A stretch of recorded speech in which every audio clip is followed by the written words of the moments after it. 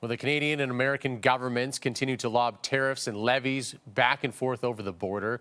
As this trade war escalates to beyond those two countries, ordinary people are caught in the middle of it all, and jobs are on the line. Joining us this morning is DT Cochran, who's the senior economist at Canadian Labour Congress, for more on this. So, DT, thanks so much for joining us. Where are jobs most in jeopardy at this point? Well, obviously, the steel and aluminum industries where the tariffs have gone into place, they're already seeing shutdowns and layoffs.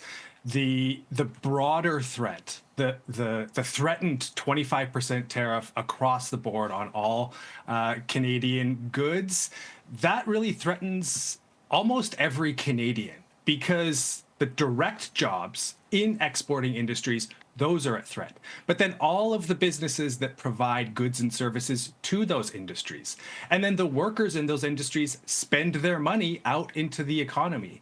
So the potential impact is very uncertain, but we're talking north of 1 million jobs if the worst case scenario comes to pass. Now, what about here in Alberta? Where is the pressure point for our province? Obviously, oil and gas is important for the province. It's a big part of the exports. Export to the U.S. is a big part of Alberta's economy. But again, this moves beyond just the exporting industries. There are hundreds of thousands of jobs in Alberta alone that are exposed to the U.S. export market because of all of these linkages. So there's ideas on how to deal with this. Ontario's premier threatening to cut off supply. Alberta's premier saying that's not going to happen with energy. What do you think the best strategy is for the labor market? The best strategy for every part of this is really government investment in economic transformation. We should never have become this vulnerable to this kind of trade war. We allowed the U.S. to become really the dominant customer for our exports. That shouldn't have happened. We need to diversify our economy. We need to diversify our trading partners.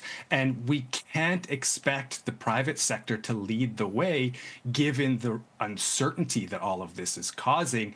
There's only one entity that can make the investments at the pace and scale that's needed, and that's the federal government. So we need to be thinking at the level of World War II. Maybe not quite that extreme, but that sort of pace and scale of government directed investment in infrastructure, transportation, north, east, west, to reconnect this country and get us trading with each other rather than being so dependent on the U.S. Now, every morning people wake up to new threats and then people backing down, pausing tariffs. It's all very uncertain at this point. Is that uncertainty just as bad as the tariffs themselves?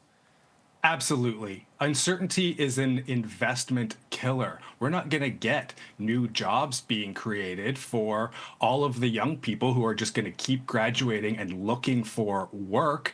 They're already facing a very weak labor market. Unemployment has been rising in recent months. And if we're not going to get job creating investment out of the private sector, it has to come from somewhere else. And that investment is not going to happen with the uncertainty being created just by the threats alone, just by the will he or won't he. So again, we need the only actor who can act at the pace and scale that's needed, that then can also provide certainty to business. If business knows that government is going to be investing in big infrastructure projects, well, they'll be lining up to provide the goods and services that they make available.